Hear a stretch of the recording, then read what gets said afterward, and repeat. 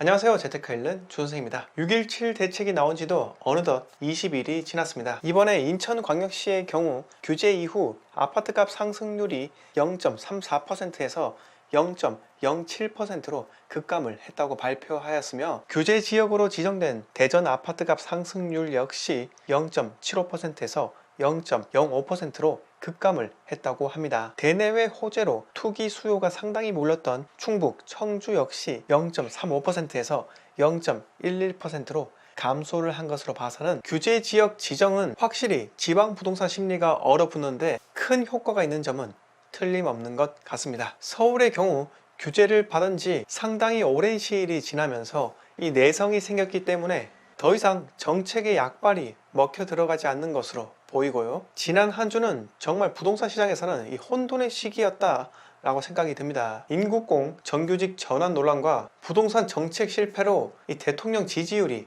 하락하게 되었고, 7월 2일 결국 대통령이 국토부 장관을 청와대로 호출하면서 추가 대책을 수립하라며 시장에 무언가 시그널을 주기도 했습니다. 대통령 지시사항은 크게 이 4가지가 있는데요. 하나씩 살펴보면, 첫째는 실수요자, 생애 최초 구입자, 전월세 거주 서민 부담 확실히 줄여야 한다. 둘째는 다주택자 등 투기성 주택 보유자 부담 강화하라. 셋째는 주택 공급 물량 확대해야 한다. 넷째는 보완책 필요하면 언제든지 추가 대책 만들라. 여기서 첫 번째 지시사항은 실수요자, 생애 최초 구입자의 취득시 세금 부담 완화로 받아들여집니다. 그런데 취득세는 국세가 아닌 지방세이고 지방자치단체의 세수가 감소할 수 있기 때문에 지자체 입장에서는 불만스러울 수도 있겠죠. 둘째, 다주택자 보유세 강화. 이 점은 종부세 개편을 빨리 진행하라는 의미인 것 같은데, 이미 부동산 투자 시장에서는 부동산 매매 법인 설립을 통한 명의 분산이 증가하고 있고, 종부세 부담이 더 높아진다면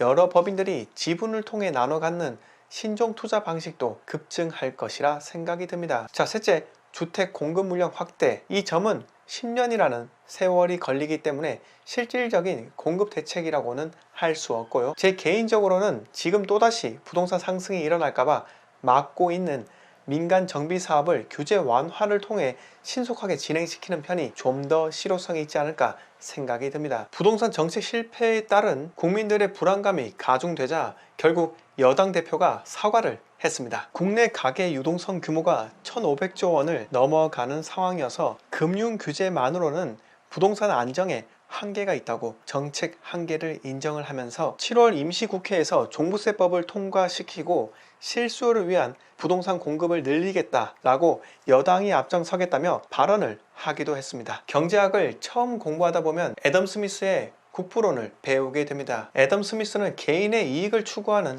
자유로운 경제 활동이야말로 사회적 부를 가져오는 것이며, 또 그 활동은 보이지 않는 손에 의해 부의 공정하고 효율적인 배분도 실현된다 라고 했습니다. 많은 전문가들이 애덤 스미스의 국부론을 근거로 부동산 시장에 손을 대지 말라고 이야기를 합니다. 저 역시도 전문가는 아니지만 시장은 건들면 건들수록 부작용이 커지는 것은 이번 정부가 집권한 뒤로 부동산 가격 상승만 보더라도 쉽게 알 수 있는 대목이라 보입니다. 물론 이미 이만큼 왔기 때문에 다시 뒤로 돌리지는 못할 것으로 생각이 들고, 지금 와서 대출 규제 완화는 국가적 혼선만 일으킬 것이기 때문에 실현 불가능한 일이라는 점 잘 알고 있습니다. 6.17 대책 이후 풍선 효과로 인해 비규제 지역이 상승하는 일이 발생하자 김포와 부산을 조정 대상 지역으로 묶을 것이라는 루머가 떠돌고 있습니다. 김포는 제가 잘 모르지만은 부산의 경우 이전에도 조정 대상 지역 지정을 경험한 적이 있어 약간의 내성은 생겼다고 생각이 듭니다. 물론 다시 한번 조정 대상 지역으로 지정이 된다면은 내 집은 전세로 주고 새 집에는 대출받아 들어가는 이러한 실거주 투자 방식에 상당한 제약이 생길 것이고요. 앞으로는 부산의 공급 물량이 상당히 많기 때문에 이러한 규제는 증가하는 공급 물량과 더해 트리거로 작용될 확률이 매우 높기 때문에 또다시 부산은 침체로 빠질 수 있다고 생각이 들기도 합니다. 부동산 투자는 주식과 달리 달리는 말에 올라타도 그때가 가장 싸다라는 이야기를 하기도 합니다. 그러나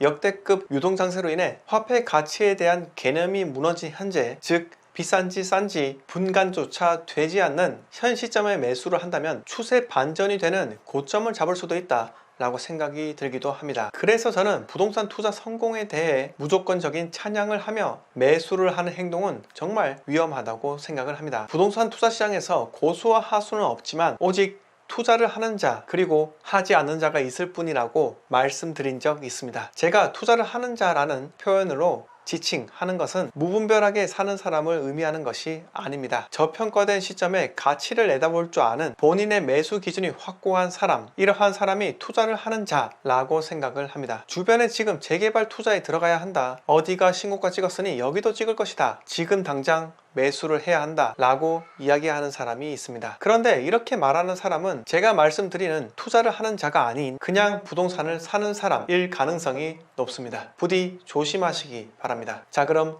오늘 내용 여기서 모두 마치도록 하겠습니다. 영상 마음에 드셨다면 구독과 댓글 부탁드립니다.